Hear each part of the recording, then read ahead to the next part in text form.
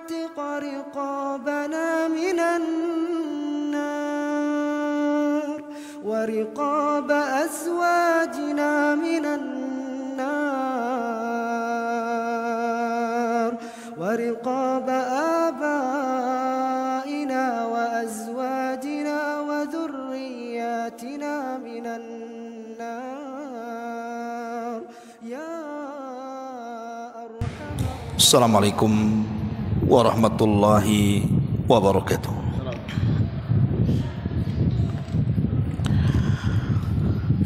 Alhamdulillahi rabbil alamin, Ar-Rahmanir Rahim, Maliki Yaumiddin. Wassalatu wassalamu ala asrafil anbiya'i wal mursalin, Sayyidina Muhammadin wa ala alihi wa sahbihi wa sallim. Rabbi israh li sadri wa yassir li amri wahlul 'uqdatam min lisani yafqahu qawli, amma ba'du. Ma'asyiral muslimat yang dimuliakan Allah Subhanahu wa taala, alhamdulillah di pagi menjelang siang ini kembali kita bisa duduk di taman-taman sorga di Masjid Nidaul Ilmi, tentu dalam rangka taqarrub, mendekatkan diri kepada Allah Subhanahu wa taala dengan talabul ilmi. Tak lupa salawat dan juga iringan salam tetap kita hadiahkan kepada qudwah kita, Rasul kita, Nabi besar Muhammad sallallahu alaihi wa ala alihi wasallam. Pembahasan di pagi menjelang siang ini, karena kita berada di bulan Sya'ban yang merupakan gerbang masuknya bulan Ramadan, tentu sangat pas pembahasannya. Kita akan membahas seputar perkara-perkara yang bisa menghancurkan gerbang Ramadan. Apa saja perkara-perkara yang bisa menghancurkan gerbang Ramadan? Padahal harusnya seorang muslim dan muslimah itu mempersiapkan diri agar bisa masuk ke gerbang Ramadan itu dan mendapatkan kemuliaan dan juga pahala besar selama Ramadan yang kita nantikan selama ini. Tapi rupanya ada orang-orang yang justru mereka sudah mengotori Ramadan sebelum masuk Ramadan. Ma'asyiral muslimat yang dimuliakan Allah Subhanahu wa taala, di dalam sebuah hadis Nabi sallallahu alaihi wasallam pernah bersabda bahwa Allah Subhanahu wa taala akan menampakkan dirinya di malam pertengahan bulan Sya'ban. Artinya Allah Subhanahu wa taala akan turun ke bumi, kemudian akan mengampuni dosa-dosa seluruh hamba-hambanya kecuali dua manusia, kata Nabi. Siapa mereka? Pertama, orang-orang yang menyekutukan Allah Subhanahu wa taala, dan yang kedua, orang yang dalam hatinya dipenuhi dengan kedengkian kepada manusia. Ma'asyiral muslimat rahimakumullah, Inilah yang kita akan bahas tentang beberapa penyakit hati, yang dengan penyakit-penyakit hati ini akhirnya kita terhalang dari ampunan Allah di bulan Sya'ban. Bahkan lebih daripada itu, amalan-amalan kita tidak akan diangkat ke langit. Padahal di bulan Sya'ban ini adalah kesempatan emas, di mana amalan-amalan kita selama 1 tahun penuh dari Ramadan tahun kemarin sampai Sya'ban tahun ini, kita berharap amalan kita diangkat dan dilihat Allah Subhanahu wa ta'ala. Maka sangat rugi bila mana ada orang yang sudah berusaha beramal saleh sejak Ramadan tahun kemarin, dengan solatnya, dengan sedekahnya, dengan baca Qur'annya, dengan zikirnya, dengan birrul walidainnya, dengan ibadah-ibadah yang lainnya, yang kita harapkan bulan Sya'ban tahun ini diangkat ke langit. Rupanya amalan itu tetap mengendap di bumi dan Allah tidak mau melihatnya. Maka tidak ada kemalangan yang lebih malang dibandingkan amalan-amalan kita tidak diangkat ke langit dan Allah tidak mau melihatnya. Itu dikarenakan beberapa dosa yang kita akan bahas di pagi menjelang siang ini. Ma'asyiral muslimat yang dimuliakan Allah Subhanahu wa ta'ala, kita tahu bahwa di dalam jasad manusia, saya, ibu atau siapapun, di dalam jasad manusia itu ada segumpal daging yang kalau seandainya daging ini kita perbaiki dengan baik, kita bersihkan dengan bersih, maka segumpal daging ini akan menjadikan seluruh badan kita dari kaki sampai kepala itu menjadi baik. Tapi jikalau kemudian hati ataupun segumpal daging ini kita kotori dengan sekotor-kotornya, maka itu akan mengakibatkan dari kaki sampai ujung kepala pun akan menjadi rusak. Itulah yang disebut dengan hati, kata Nabi. Sebagaimana Nabi SAW bersabda,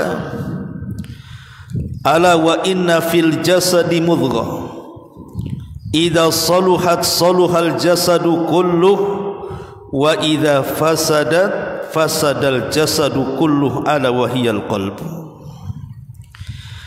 Ingatlah, di dalam badan manusia itu ada segumpal daging, kata Nabi. Kalau dia baik, maka mengakibatkan seluruh jasadnya baik.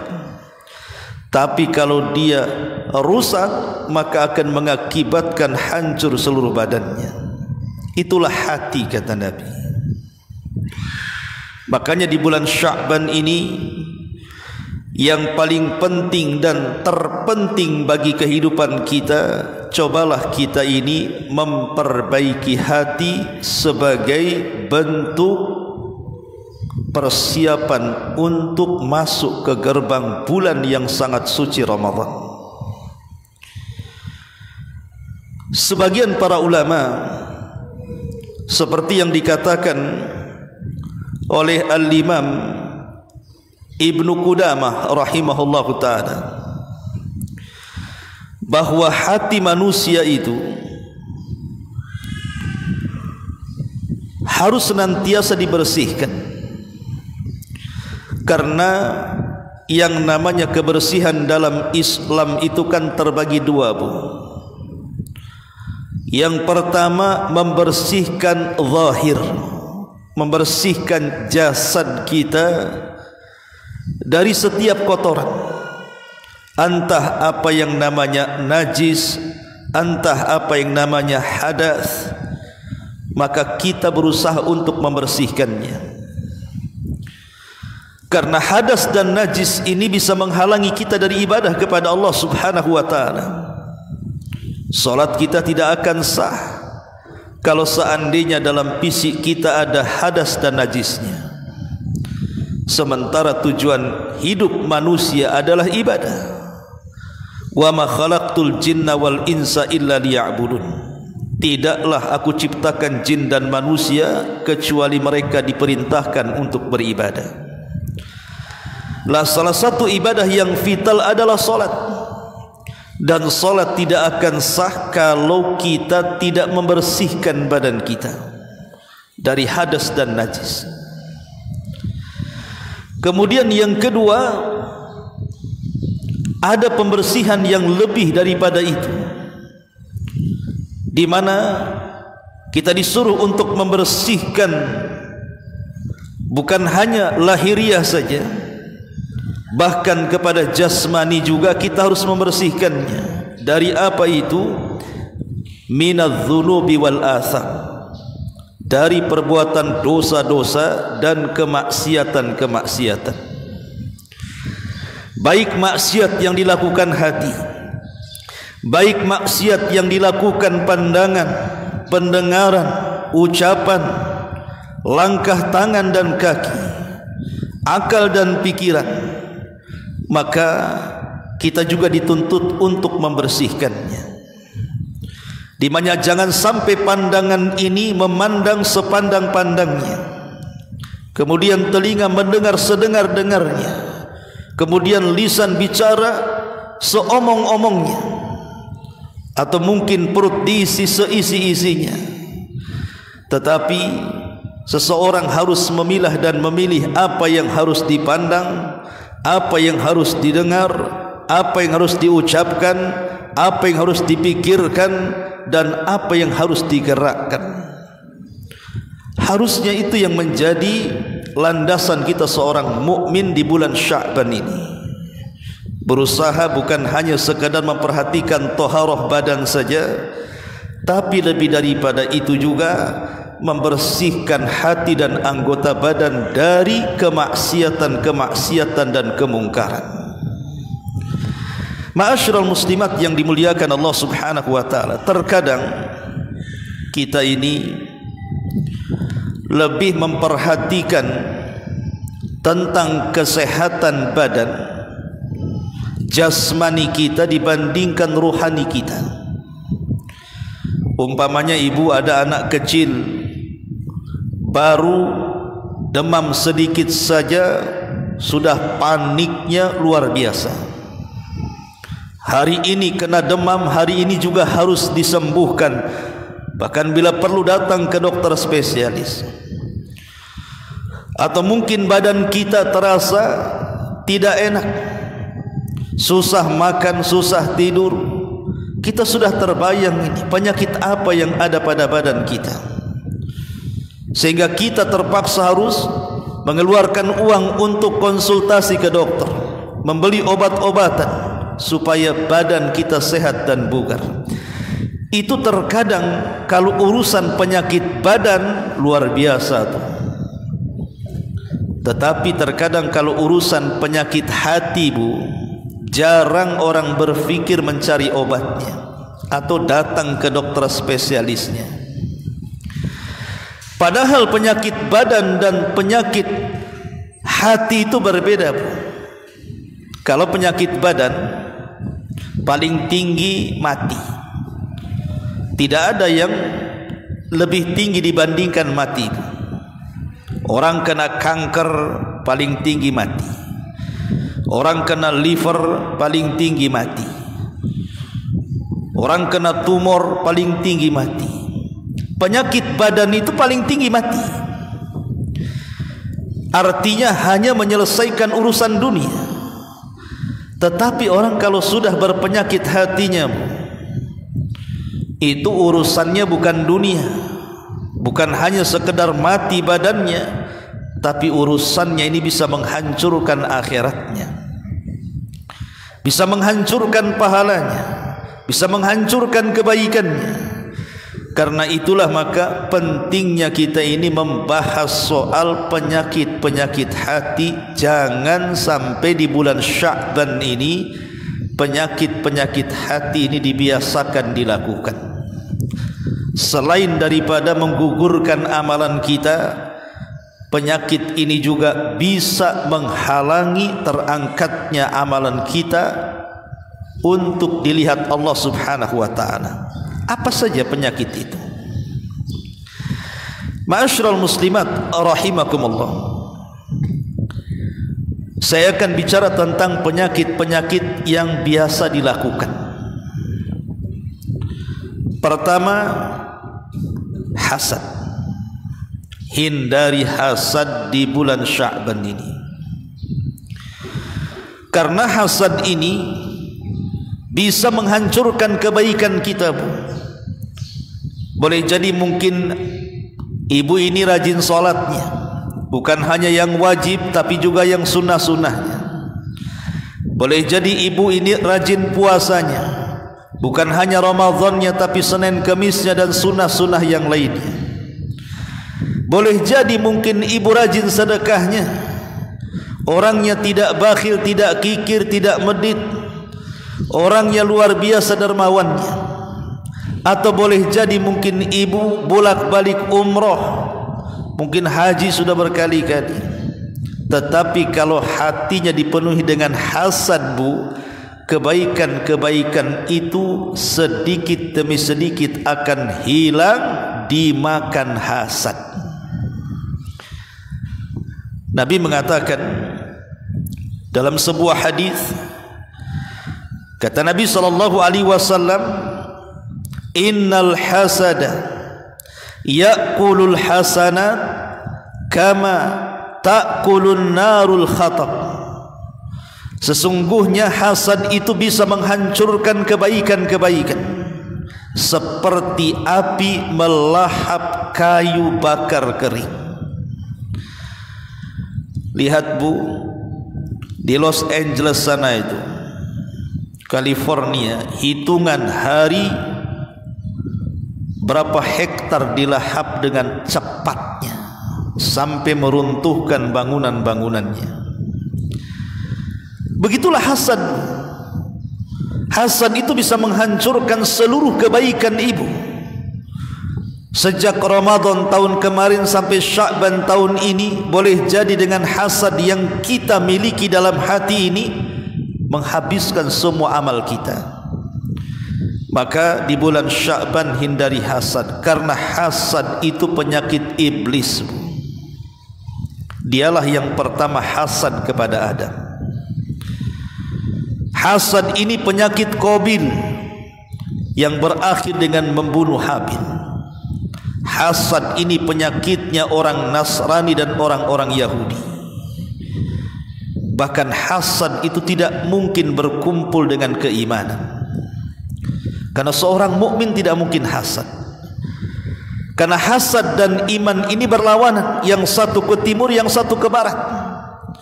Kata Nabi SAW, wala yajtami'u fi jawfi abdin al-iman wal hasad. Tidak mungkin, kata Rasul, berkumpul dalam dada seorang hamba iman dan hasad. Artinya kalau ada iman, hasad hilang, tapi kalau ada hasad, iman pula melayang. Maka hindari hasad, jangan sampai hasad. Dan hasad itu ada 3 tingkatan. Tingkatan yang pertama, kata para ulama, an yuhibbal insanu zawalin ni'mati an akhihil muslim wa in kanat la tantakilu ilaihi. Hasad itu yang pertama, seseorang suka akan hilangnya nikmat yang ada pada saudara muslimnya, walaupun dia tidak berkeinginan nikmat itu berpindah kepada dirinya. Yang penting dia tidak suka kalau orang lain di atas kesenangan. Ada tetangga bangun rumah cantik-cantik, tidak suka, padahal uang bukan uang dia, padahal biaya pembangunan bukan juga dari dia. Kenapa dia tidak suka? Ada saudaranya kemudian buka usaha, lancar jaya usahanya, tidak suka. Kok dia bisa punya usaha seperti itu? Itu namanya hasad. Ini tingkatan hasad paling tinggi. Tidak suka dengan tetangganya yang Allah berikan nikmat kepadanya. Dan itu banyak. Orang yang hasad seperti ini banyak sekali. Dia membenci nikmat Allah yang Allah anugerahkan kepada orang, dan dia merasa tersakiti dengan itu. Kan aneh. Allah itu kan sudah membagi-bagi nikmat sesuai dengan kemaslahatan kita sebagai hambanya. Sebagaimana Allah subhanahu wa ta'ala juga sudah membagi-bagikan rizkinya sesuai dengan kemaslahatan yang Allah kehendaki bagi hamba-hambanya. Allah tahu si fulan harus diberikan nikmat, si fulan ditahan dulu. Karena Allah yang menciptakan kita, Dia yang lebih tahu akan maslahat kita. Maka jangan sampai kemudian kita membenci nikmat Allah yang Allah anugerahkan kepada orang. Itu suka-suka Allah mau ngasih siapa saja. Kenapa kita yang sakit hati? Kok sakit hati kepada Allah ini gimana ceritanya? Maka orang hasad itu adalah orang yang sakit hati kepada Allah. Kenapa Allah beri dia nikmat, kenapa Allah tak beri saya nikmat seperti dia? Maka sakit hati kepada Allah ini bagian daripada dosa besar. Ini yang pertama. Kemudian yang kedua, tingkatan hasad adalah an yatamanna li nafsihi. An yatamanna li nafsihi, atau yang kedua, afwan, an yuhibba zawalan ni'mati min ghairihi li raghbatihi fiha raja'a intiqaliha ilaihi. Ini tingkatan hasad yang kedua. Seseorang suka kalau seandainya nikmat pada orang lain itu hilang, karena ada keinginan nikmat itu berpindah kepada dirinya. Ini bahaya. Macam mana nikmat orang itu hilang kemudian berpindah kepada dirinya? Seperti para pedagang yang sama-sama hasad dengan pedagang, kemudian menghasut orang untuk tidak membeli dagangannya dan membeli dagangan dia. Dia hancurkan usaha orang supaya orang-orang itu datang membeli usahanya. Ini hasad yang tingkat tinggi ini. Maka tidak boleh seseorang mengatakan seperti itu, karena rizki orang itu masing-masing. Walaupun sehasad apapun manusia memindahkan rizki orang kepada kita dan menghilangkan rizki orang lain, namanya rizki itu sudah dicatat takdirmu, tidak mungkin berpindah dan salah alamat. Tetapi ada hasad yang dibolehkan, bahkan ini terpuji. Dia tidak menghendaki hilangnya nikmat saudaranya. Dia tidak menghendaki hilangnya nikmat saudaranya dan berpindah kepada dia, tapi dia hanya ingin seperti saudaranya dan tidak menghendaki kehilangan nikmat saudaranya. Dia hanya ingin seperti saudaranya saja. Tetangga umpamanya, Buya beli mobil, kepengen beli mobil, dah apa-apa. Tetangga bangun rumah cantik-cantik, pengen juga lah kayak tetangganya, tidak ada masalah. Kalau tidak ada hasad, hanya keinginan saja, pengen seperti dia. Dan akan lebih baik lagi kalau keinginannya dalam hal-hal yang positif. Tetangganya bisa umroh, pengen seperti dia umroh. Tetangganya bisa haji, pengen seperti dia haji. Tetangganya bisa dengan uangnya membantu fuqara wal masakin, pengen juga seperti dia. Itu namanya hasad yang terpuji, Bu. Ambillah hasad yang ketiga.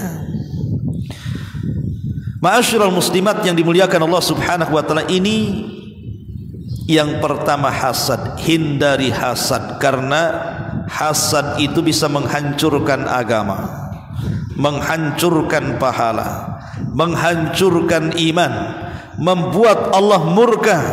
Bahkan amalan kita 1 tahun di bulan Sya'ban tidak akan diangkat ke langit. Na'udzubillahi min dzalik. Ini yang pertama. Yang kedua,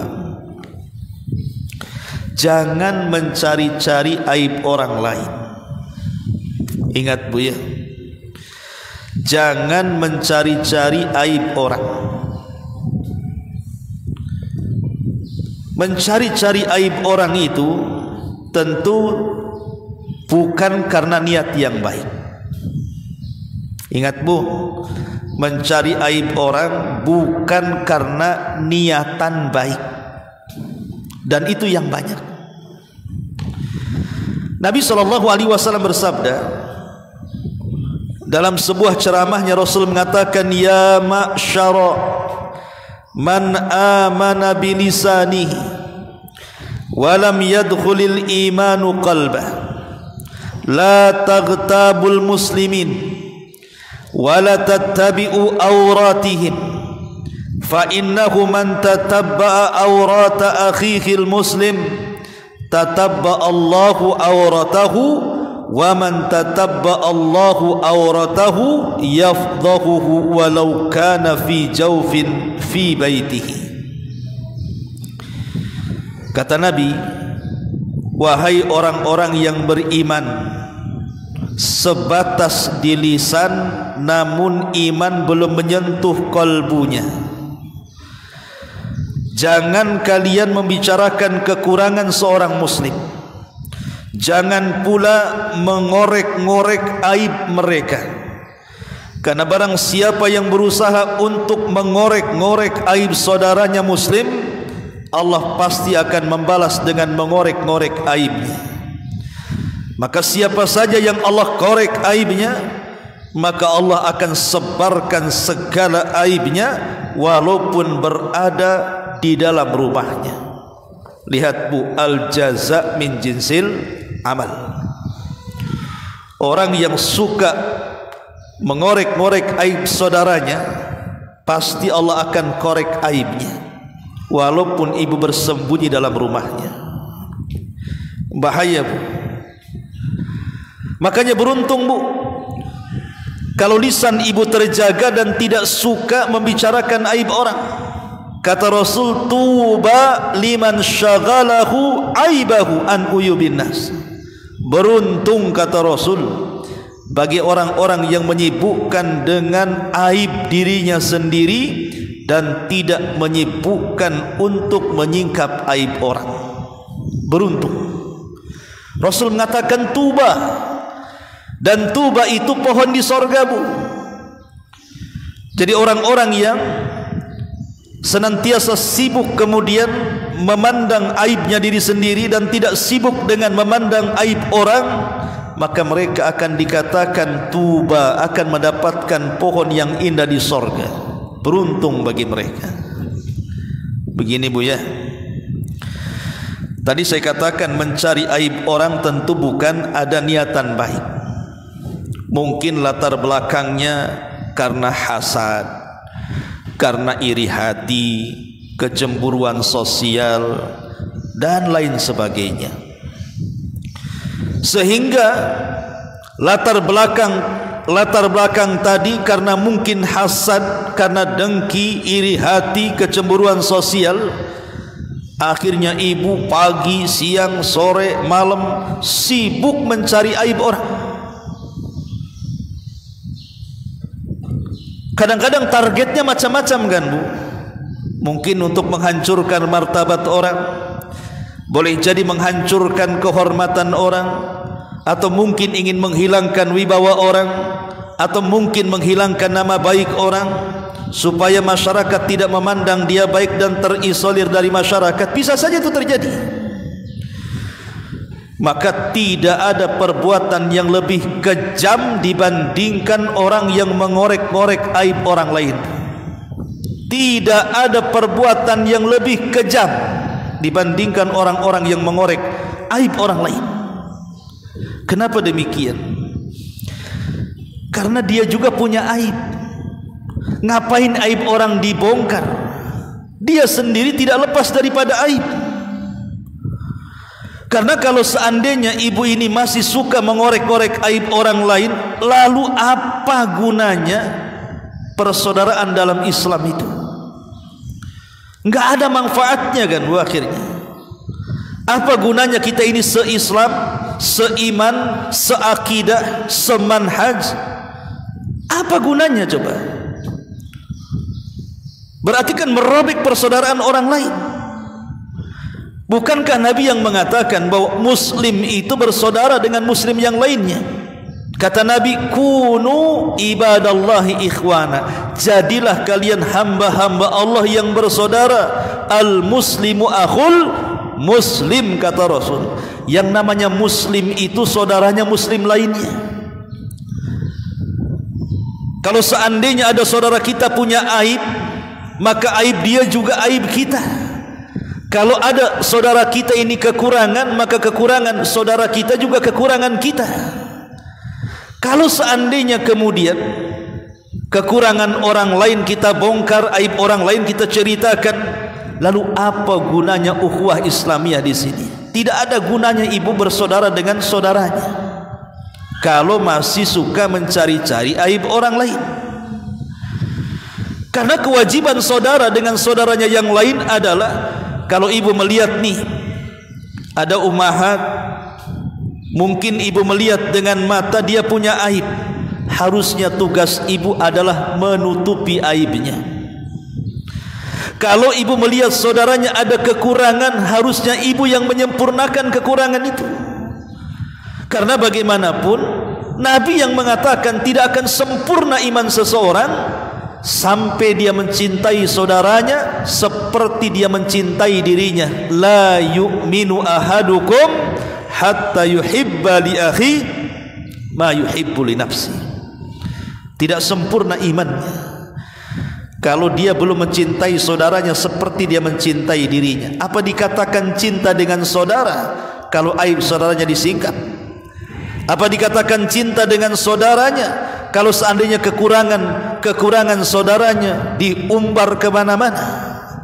Maka hindari, jangan sampai menyingkap aib orang. Apalagi di zaman sekarang ini kan zaman gosip kan Bu ya, zaman isu, zaman gosip di zaman sekarang ini. Ibu kumpul-kumpul dikit pasti gosip, kumpul 2-3 orang gosip lagi. Kadang-kadang gosip ini tidak lihat tempat kan Bu. Kadang-kadang di masjid nih Bu ya, lagi ngaji bisa gosip dia, nggak lihat-lihat tempat dia. Ibu ini lagi cari pahala supaya ketika datang dari rumah banyak dosa, keluar dari majelis taklim itu hilang dosa. Kalaupun tidak mendapatkan ilmu umpamanya kan Bu ya, karena memang dari rumah sudah ada agenda, susah tidur malamnya, pengen tidur di pengajian, paling cepat tuh tidur di pengajian. Oke lah, mungkin kita sudah hadir di majelis taklim, Rasul katakan kumu maghfuran lakum, dosa-dosa kalian sudah diampuni. Tapi ada sebagian saudara kita ini kadang-kadang waktu tengah ngaji, di tengah-tengah ngaji loh, bayangkan masih bisik-bisik tetangga tuh, masih ada tuh kayak gitu. Nanti habis ngaji dilanjut lagi, kan aneh Bu. Oke lah, umpamanya ngajinya serius, 2 rius, kemudian habis ngaji duduk lagi. Yang tadinya majelisnya majelis ilmu, berubah pula majelisnya majelis mencari-cari aib saudaranya. Kalau yang seperti ini Bu, lalu apa gunanya ngaji kalau gitu? Nggak ada gunanya. Jadi jangan terlalu sibuklah. Nasihat saya, jangan suka membumbui perkara yang tidak tahu ibu duduk masalahnya. Ada isu tetangga begono begini begunu gitu ya. Ibu kalau baru dengar, kalau bisa telinga ibu itu sumpellah dengan katam batu. Kalau bisa nggak dengar. Ya. Kalaupun dengar bu, jangan dikasih merica. Makin panas tuh berita tuh. Akhirnya diheboh-hebohkan. Lah ini kan kebiasaan nih. Kalau seandainya setingkat ibu-ibu yang sudah biasa ngaji masih suka gosip, gimana orang-orang awam? Lebih gosip lagi dibandingkan ibu kan begitu.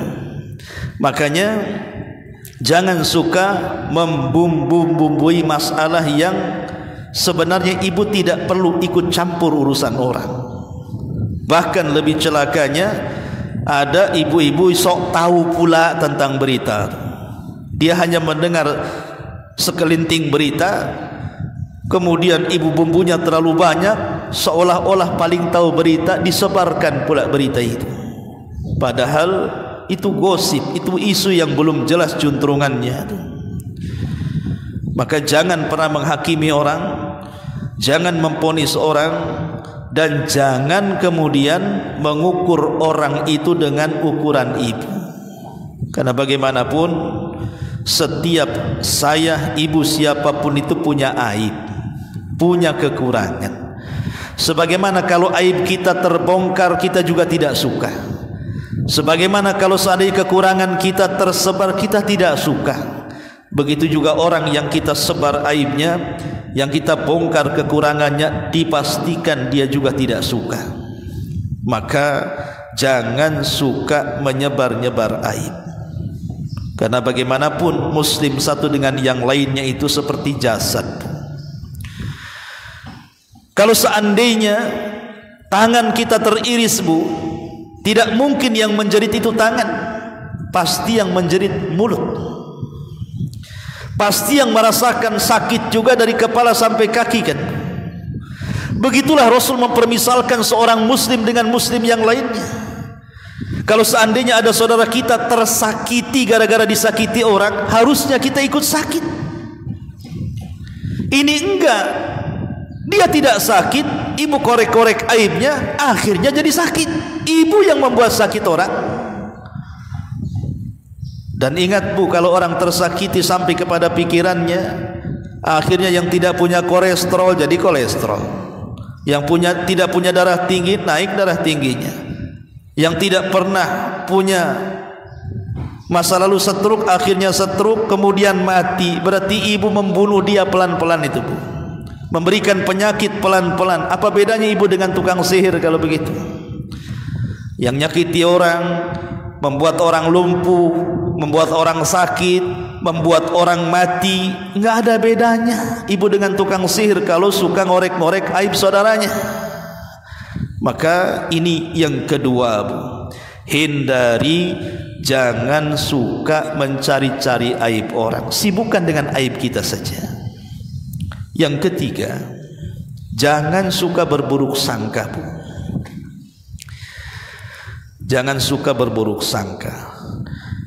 Karena Rasul mengatakan iyyakum wadh-dhann fa inna dhanna akdzabul hadis. Hati-hati, jangan suka berburuk sangka, karena berburuk sangka itu sedusta-dustanya ucapan. Imam Ghazali bu mengatakan su'udzan ghibatun bil qalbi. Buruk sangka itu sama dengan gibah bu.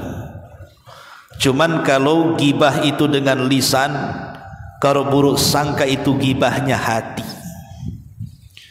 Buruk sangka itu gibahnya hati, dan ini bahaya ya. Masyarul muslimat yang dimuliakan Allah Azza wa Jalla, kenapa buruk sangka itu bahaya bu? Pertama, karena biasanya buruk sangka itu merusak persaudaraan. Berapa banyak hubungan saudara yang sudah terjalin begitu lama itu bisa rusak gara-gara buruk sangka. Karena ketika seseorang menilai orang lain berdasarkan dugaan yang negatif, hubungan yang seharusnya dibangun dengan kepercayaan, hubungan yang seharusnya dibangun dengan kasih sayang, itu akan rusak.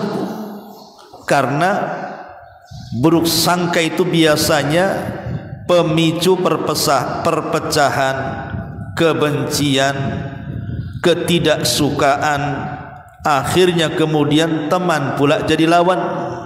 Maka jangan sampai ditanamkan buruk sangka, karena ini bisa merusak persaudaraan. Yang kedua, buruk sangka ini biasanya menimbulkan ketidaknyamanan batin.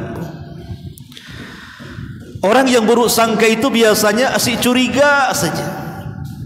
Kenapa tetangga beli mobil? Suaminya kerja apa? Setahu saja kerjanya tukang. Kok bisa dia beli mobil? Buruk sangka.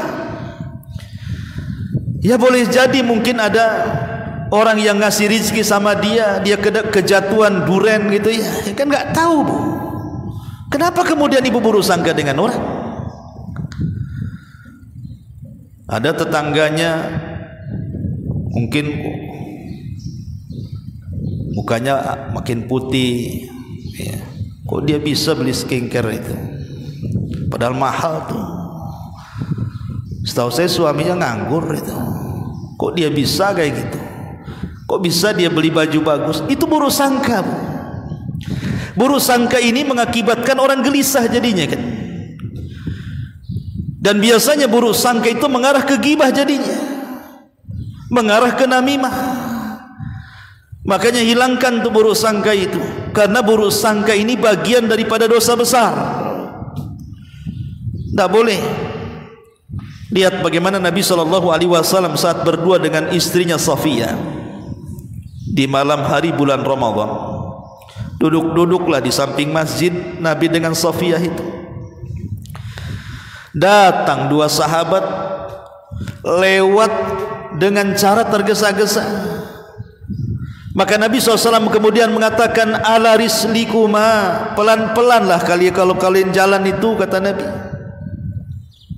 Yang di samping saya ini Safiyah, bukan siapa-siapa, dia istriku, kata Nabi. Maka dua orang ini mengatakan, ya Rasulullah, tidak mungkinlah kami ini berburuk sangka kepada engkau. Tapi apa kata Nabi? Bukan begitu. Yang namanya setan itu masuk dari jalan darah. Bisa saja kemudian setan yang masuk di jalan darah kalian berdua masuk dalam kolbu kalian berdua, akhirnya berburuk sangka kepada aku, kata Nabi. Makanya ku jelaskan, ini istriku Safiyah. Lihat bagaimana Nabi SAW memutus rantai buruk sangka itu. Jadi kalau seandainya ada kenikmatan yang Allah anugerahkan kepada saudara kita, katakan alhamdulillah. Allah masih menganugerahkan nikmat kepada saudara saya. Tetapi ya Rabb, ya kata Rasul, tetapi ya Rabb, limpahkan jugalah nikmat itu kepadaku. Jadi Nabi SAW mengajarkan kepada kita agar melihat kenikmatan orang lain itu dengan cara disyukuri, bukan dengan cara diburuk sangkai. Dari mana dia mendapatkan itu? Kenapa dia begitu? Kok bisa dia seperti itu?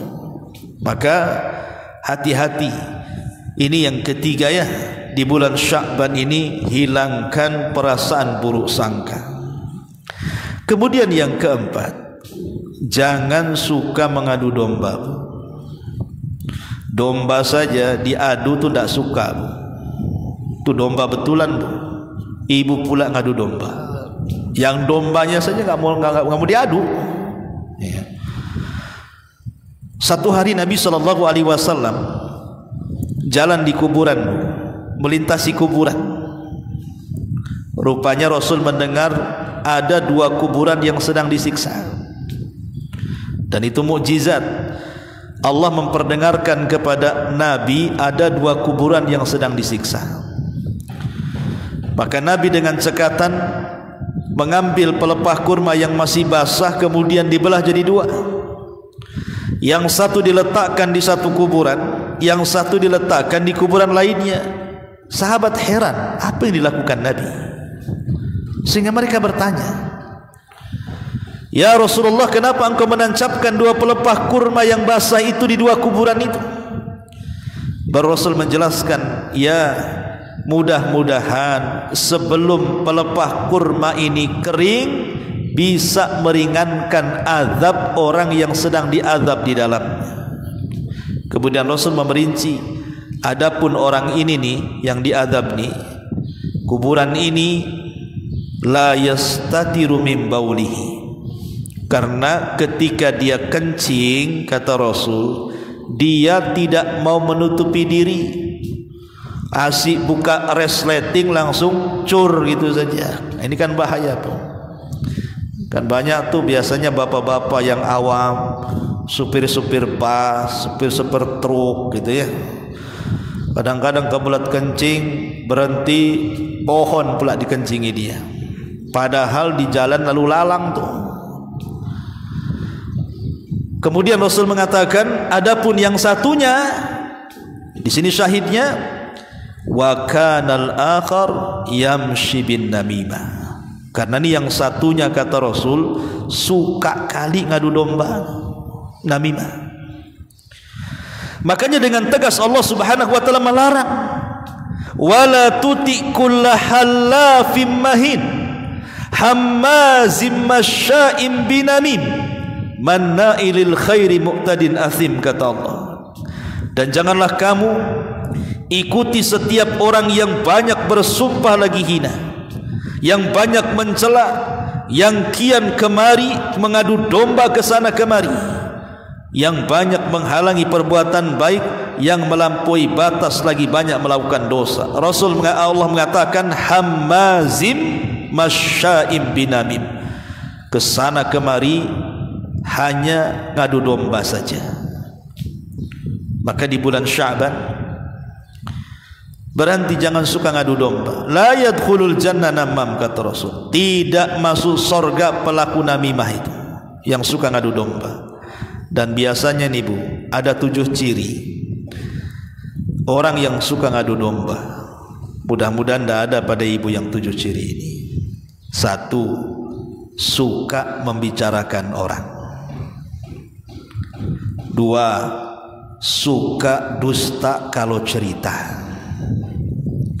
3, pura-pura netral padahal dia berpihak kepada kawannya. 4, suka membesar-besarkan masalah.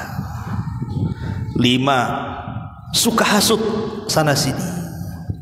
6, kalau cerita berubah-ubah tuh, kemarin lain sekarang lain. Terakhir nggak mau tanggung jawab biasanya. Kira-kira ada nggak nih yang 7 perkara ini? Pertama, suka membicarakan orang. Indikasi orang yang tukang adu domba adalah suka membicarakan orang. Kalau sudah dimulai membicarakan orang Bu, ini tanda-tandanya nih. Kemudian yang kedua, suka dusta kalau cerita. Dia tidak tahu faktanya, dia dusta kalau cerita tuh. Ngomong ke yang ini lain, ke yang itu lain. Kemudian juga pura-pura netral dia sama kawannya, padahal dia sedang ngompor itu. Kemudian terkadang masalah sederhana dibesar-besarkan, harusnya kan menyederhanakan masalah, ini tidak membesarkan masalah. Masalahnya sepele, tapi ibu karena bumbu rujaknya itu sangat pedas sekali gitu ya. Akhirnya ya keluar dari mulutnya ya asap, ya api, ya macam-macam keluar jadinya. Kemudian suka hasut, kerusak-kerusuk, hasut sana, hasut sini. Kemudian ceritanya robah-berobah. Dan kalau sudah terjadi perang teluk, nggak mau tanggung jawab dia, pergi dia. Ya. Lah ini tukang hasutmu, ini tukang adu domba lu kayak gini. Padahal Bu, dalam Islam itu ada dusta yang dibolehkan. Kapan itu? Ketika ibu berusaha mendamaikan orang. Ibu datang kepada si A, ngomong kepada si A ini, saya dengar lagi marahan dengan si B. Iya, aku lagi marah dengan dia. Setahu saya enggak lah, si B itu kalau berjumpa dengan saya memuji-muji ibu. Padahal si B tidak pernah memuji-muji itu. Oh, kalau saya singgung nama sama si B ini, wah luar biasa. Enggak pernah menjelek-jelekan, bahkan menyanjung-nyanjung, bahkan dikatakan orang baik. Oh iya. Kalau enggak percaya ngomonglah langsung. Kemudian dia datang ke si B, ngomong, saya dengar lagi marahan dengan si A ya. Iya tuh, si A kurang ajar tuh, begini begono kan itu. Ibu bilang, enggak lah, saya baru ketemu si A. Sebenarnya dia enggak terlalu lah memikirkan masalah pertengkaran dengan ini. Dia orangnya baik kok. Kalau saya bicara soal dia juga memuji-muji. Lah ini sebenarnya dusta yang seperti ini dusta terpuji, karena tujuannya mengislah dua orang yang sedang bertengkar.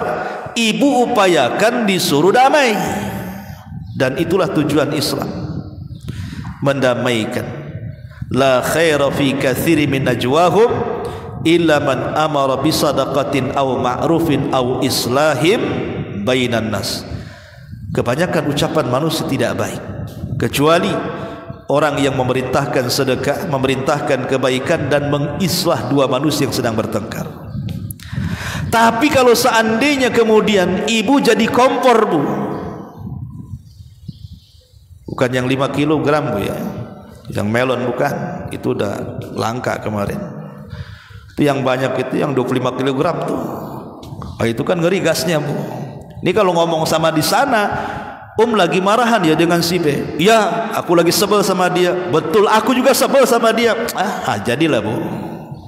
Ya, jadi kalau seandainya kemudian ibu malah mengkompori orang yang sedang bertengkar dengan orang lain, membumbui dengan bumbu yang lebih pedas dibandingkan sebelumnya, berarti ibu ini tukang adu domba. Fik ibu mengadu domba. Maka di bulan Sya'ban ini hindari, jangan suka ngadu domba, jaga lisan. Kemudian juga yang kelima, jangan suka dusta. Jangan biasakan berdusta.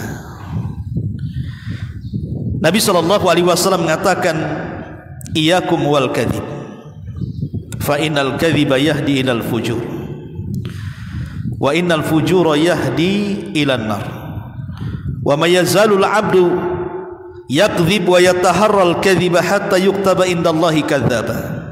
Hati-hati kalian jangan suka dusta, karena dusta itu mengarah kepada perbuatan jahat, dan perbuatan jahat itu mengarah ke neraka. Orang kalau terus-terusan berdusta, kata Nabi, nanti lama-lama dicap oleh Allah sebagai pendusta.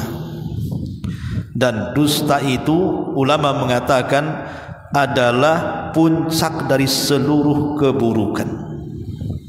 Dusta itu adalah puncak dari seluruh keburukan, karena dusta dengan iman itu tidak mungkin berkumpul. Seorang muslim bisa bakhil, mungkin ibu bisa bakhil, dipinjam uangnya tidak mau ngasih, bakhil. Ya mungkin saya, ibu atau siapapun bisa bakhil. Pamannya tetangga pinjam uang, satu hari ibu kasih, besoknya pinjam lagi, ibu mau ngasih, besoknya lagi pinjam lagi, ibu mulai membatasi, keempat kalinya mulai itu nutup diri, nengok dia saja langsung gorden tutup, pasti dia pinjam uang. Boleh jadi mungkin kita ini satu hari akan bakhil. Seorang muslim itu bisa bakhil, atau seorang muslim itu bisa pengecut. Dia tidak berani jihad di jalan Allah Subhanahu wa ta'ala. Tapi kata Rasul, seorang mukmin itu pantang berdusta, karena iman dengan dusta itu tidak mungkin bercampur.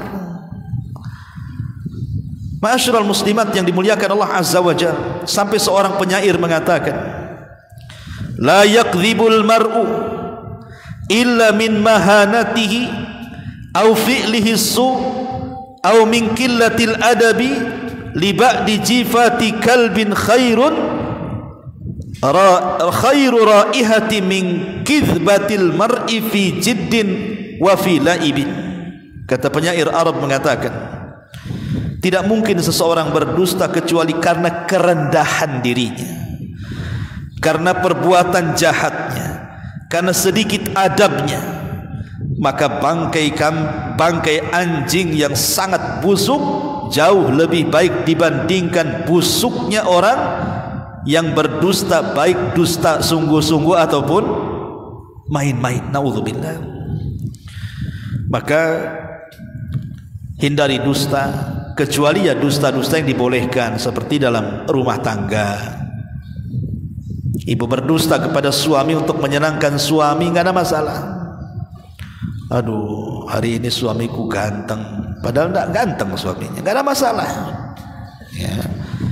Aduh, suami saya memang luar biasa, padahal biasa-biasa. Ya. Tidak ada masalah, Bu. Berdusta untuk keharmonisan rumah tangga tidak ada masalah. Sebagaimana suami juga berdusta kepada ibu.